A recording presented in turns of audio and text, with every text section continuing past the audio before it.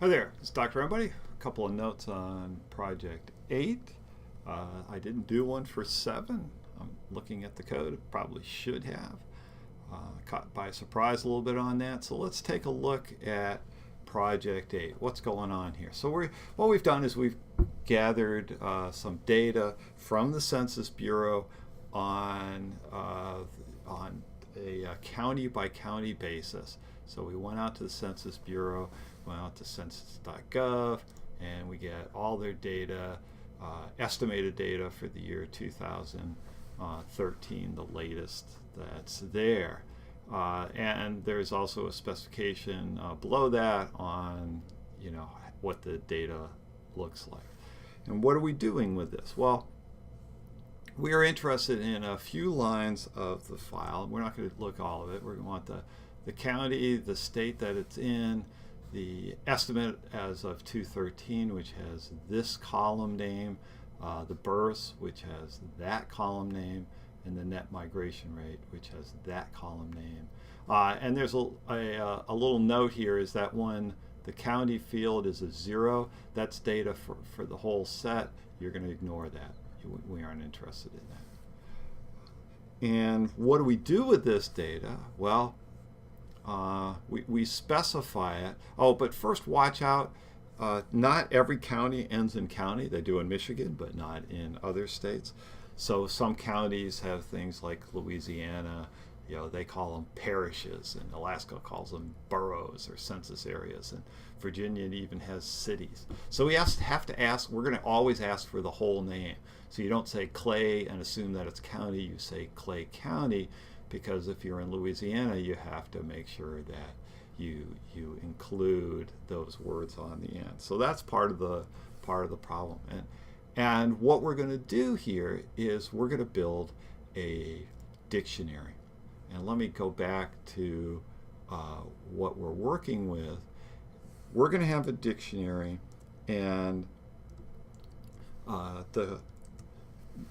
we're interested in, say, population for every county and state. So later on, we're going to ask you to enter a county name and a state, and you're going to then find the population based on that.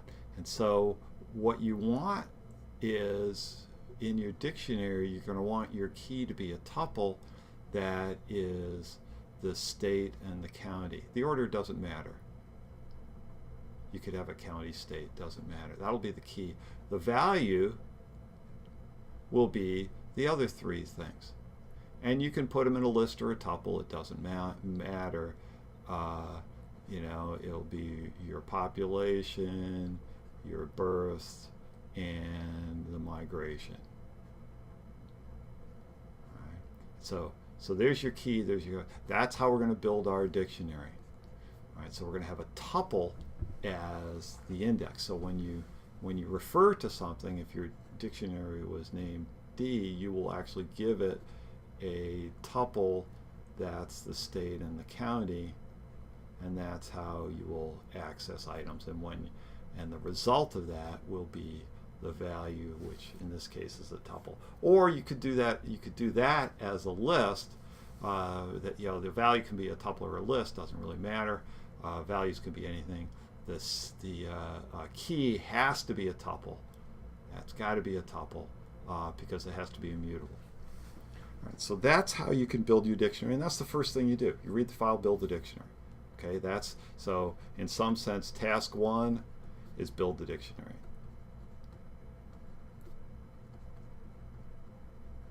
All right, and look at it. It'll be a huge dictionary.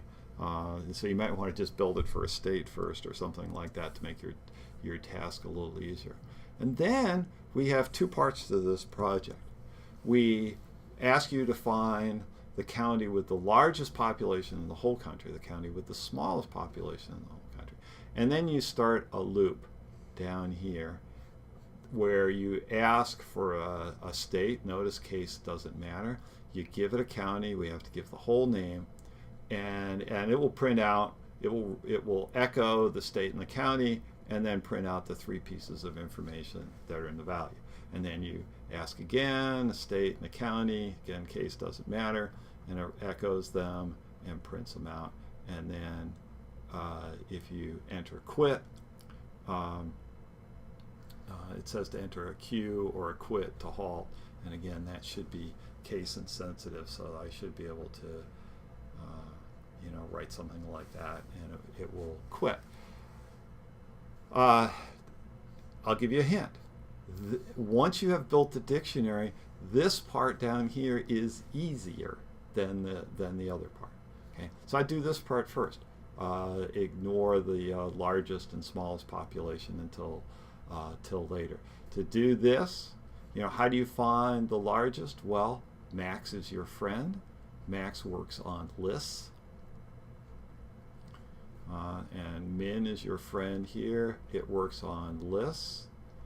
But remember, when you have a list of tuples that, suppose you've got items in here, X, Y, Z, W, whatever, it will be looking at this value when it does the max. So you're looking at the largest population, so when you build the list, put the population as the first thing in there. And then once you have a list of all the counties, that'll be a huge list, you just find the max of it, and boom, you get that. If there's more than one with the same max population, we don't care. Not likely to happen because of all the digits. It's a little close, a little likely to happen with the smallest. I don't think it does, but you do the same thing there.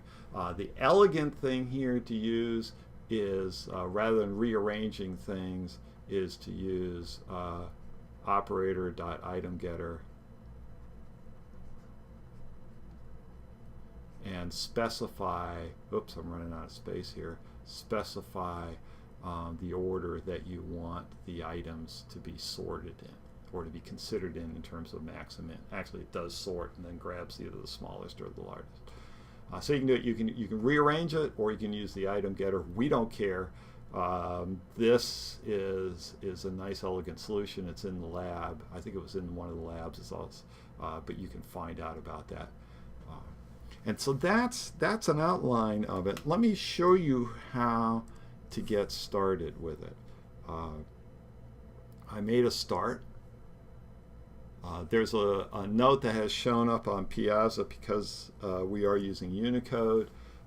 If you are on a Mac, you're going to want to use that as the encoding because there's some funny characters. I mean, not funny characters, but non-English characters. I think there's in New Mexico, there's a Spanish name, so it has that character in there that is not an English character, so you do need an encoding there. And all I did here just to start this file out is I just have a count in there, so I'm just going to look at the first 10 lines and see what it looks like, make sure I can in fact read this thing. Okay, so there's the first 10 lines, and we need to get some values out of there. So one thing you're going to want to do is, this is a comma separated values, so we'll make a line list. Well, we'll split on the commas, and then I can print the line list. And because I'm only doing the first few, we can check it out. And now I'm getting lists. There is still a carriage return on the last item in the line. We're not using that one, so we don't have to strip it off. But if you wanted to strip it off, that's perfectly fine. Now, which ones are we interested in? Well, here's a neat little thing that you can do. Is that after I split that, it's the first line that has all the headers on it. Right, where is it? It's got it back there. So that has all the headers. It's hard to read, but you just count across and say, oh, I want to have state and county. So where's where's the state and the county in here,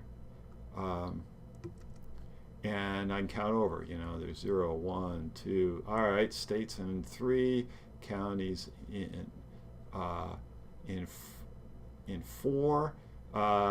State county, there's also 5 and 6. So we better check those out, see what those have, and then, you know, I think we asked for the population estimate here, so you can just count across to get to that. However, there's another way you can do this too. After I split the line is that very first line. So if my count equals 0, that's the first line, then I can go through that line list for index and value, and I can enumerate that, my line list, and print out each index and value.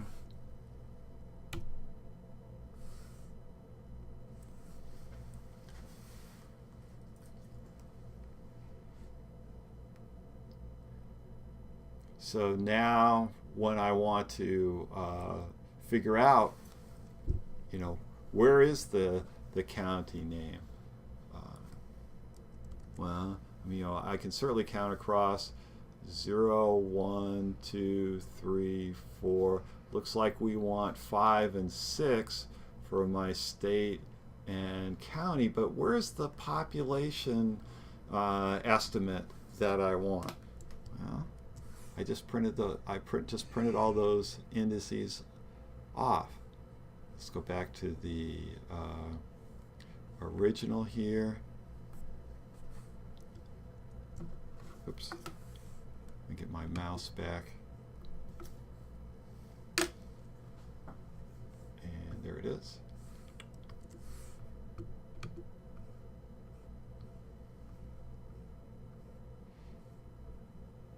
So we want things like population estimate 213, births 213, net migration 213. So I can see them right here. Oh, there's population estimate, births 213. There's there, so I can see that has index 20, and so on. And so that printing that out lets me find those pretty easily. And then of course I have to go through, extract the ones that I want.